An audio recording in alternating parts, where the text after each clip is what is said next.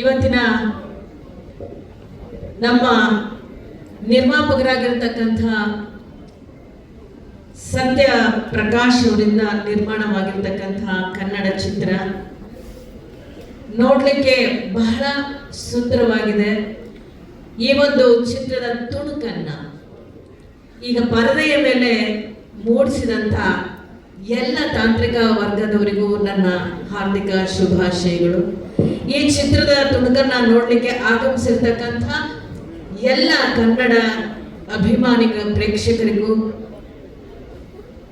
ರಾಜ್ಯೋತ್ಸವ ಹಬ್ಬದ ಶುಭಾಶಯಗಳು. ಸಿರಿಗನ್ನಡಂ ಗೆಲ್ಗೆ, ಸಿರಿಗನ್ನಡಂ ಬಾಳ್ಗೆ. ಇವತ್ತಿನ ಈ ಒಂದು ಚಿತ್ರವನ್ನ ನಿರ್ದೇಶನ ಮಾಡಿರ್ತಕ್ಕಂಥ ಶ್ರೀಯುತ ಜಡೇಶ್ ಹಂಪಿಯವರು ಅತ್ಯಂತ ದೊಡ್ಡ ಕನಸನ್ನ ಇಟ್ಕೊಂಡಿರ್ತಕ್ಕಂಥ ನಿರ್ದೇಶಕರು.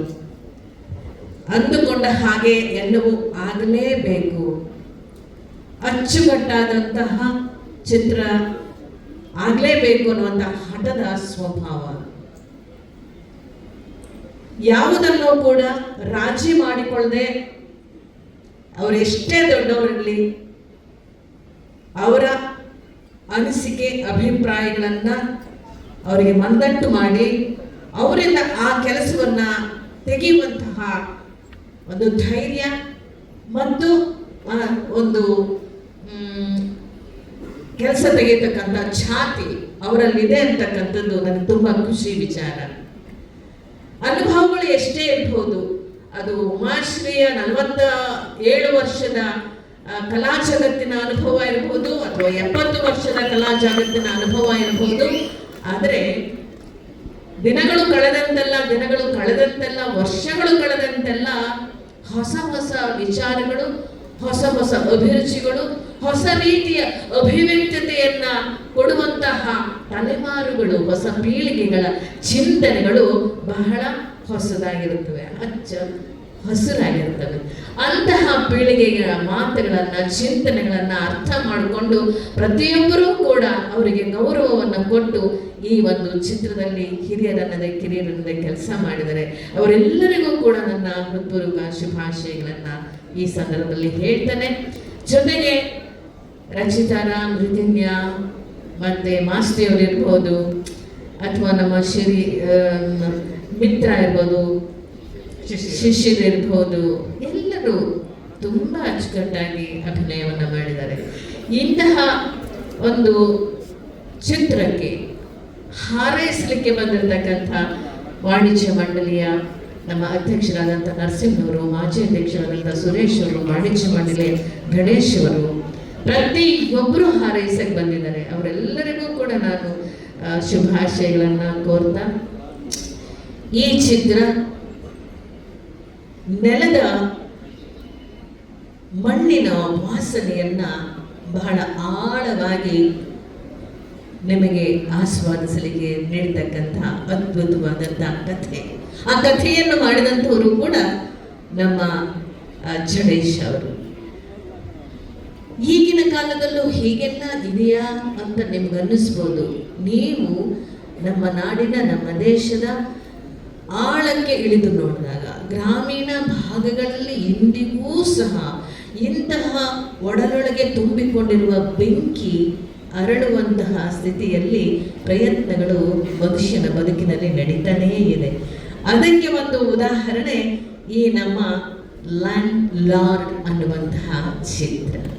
ಆ ಚಿತ್ರದ ನಾಯಕಿ ರಚಿತಾ ಎಷ್ಟು ಅದ್ಭುತವಾಗಿ ಮುದ್ದಾಗಿ ಅಭಿನಯ ಮಾಡಿದ್ದಾಳೆ. ರಚಿತಾ ನಿಜವಾಗ್ಲೂ ಖುಷಿ ಆಗತ್ತೆ ಇವ್ರಗಳ ಜೊತೆ ಕೆಲಸ ಮಾಡೋಕ್ಕೆ. ನಮ್ಗೆ ಎಷ್ಟು ಖುಷಿ ಆಗತ್ತೆ ಅಂತ ಹೇಳಿದ್ರೆ ಒಂದು ಒಂದು ಒಂದು ನಮಗೆಲ್ಲ ಒಂದು ರೀತಿಯ ಪ್ರೇರಣೆ. ಯಂಗ್ಸ್ಟರ್ಸ್, ಯುವಕರು, ನಿಮ್ಮ ಪ್ರೇರಣೆ ಇದೆಯಲ್ಲ, ನಮಗಿನ್ನೂ ಚೆನ್ನಾಗಿ ಮಾಡಬೇಕು ಅಂತ ಅನಿಸ್ತಾ ಇರುತ್ತೆ. ಅದರಲ್ಲೂ ನನ್ನ ಮಗ ಅಂತಲೇ ಹೇಳ್ಬೋದು, ನನ್ನ ನನ್ನ ಅಂತರಂಗದ ಮಗ, ಚಿತ್ರರಂಗದ ಮಗ ಅಲ್ಲ, ನನ್ನ ಅಂತರಂಗದ ಮಗ. ನನ್ನ ಡಿಸಿ. ನನ್ನ ಮಗನ ಹೆಸರು ನಾನು ಹಡೆದ ಮಗನ ಹೆಸರು ವಿಜಯಕುಮಾರ. ಚಿತ್ರರಂಗದ ನನ್ನ ಅಂತರಂಗದ ಮಗನ ಹೆಸರು ವಿಜಯಕುಮಾರ.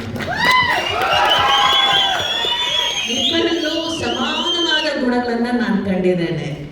ಅವನು ಮತ್ತು ಇವನು ಬೇರೆನೇ ಅಲ್ಲ ಅನ್ನುವಷ್ಟು.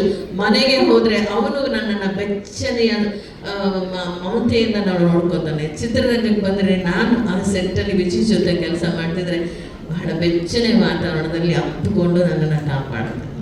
ನನ್ನ ನಿಜಿ ಎಷ್ಟು ಅದ್ಭುತವಾಗಿ ನಟಿಸಿದ್ದಾನೆ ಅಂತ ಹೇಳಿದ್ರೆ, ನಾನು ಅವನ ಜೊತೆಯಲ್ಲಿ ಕೆಲಸ ಮಾಡ್ತಿರ್ಬೇಕಾದ್ರೆ ನಾನು ಪಾತ್ರ ಮಾಡ್ತಿದ್ದೀನಿ ಅಂತ ಅನ್ಸೋದೇ ಇಲ್ಲ. ನನ್ನ ಮಗನ ಜೊತೆ ಇದ್ದೀನಿ, ನನ್ನ ಮಗನ ಜೊತೆಲಿ ನಾನು ಏನೋ ಮಾಡ್ತಾ ಇದ್ದೀನಿ. ಈ ಚಿತ್ರದಲ್ಲೂ ಅಷ್ಟೇ ಲ್ಯಾಂಡ್ ಅವನು ಆಗ್ಲಿ, ಈ ಧರೆಯ ದೊರೆಯಾಗಲಿ ನನ್ನ ಮಗ ವಿಜಯಕುಮಾರ್.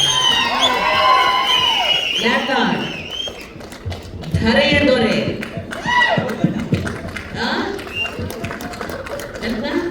ಧರೆಯ ದೊರೆ, ಚಿತ್ರರಂಗದ ಧರೆಯ ದೊರೆ ಡಾಕ್ಟರ್ ರಾಜ್ಕುಮಾರ್.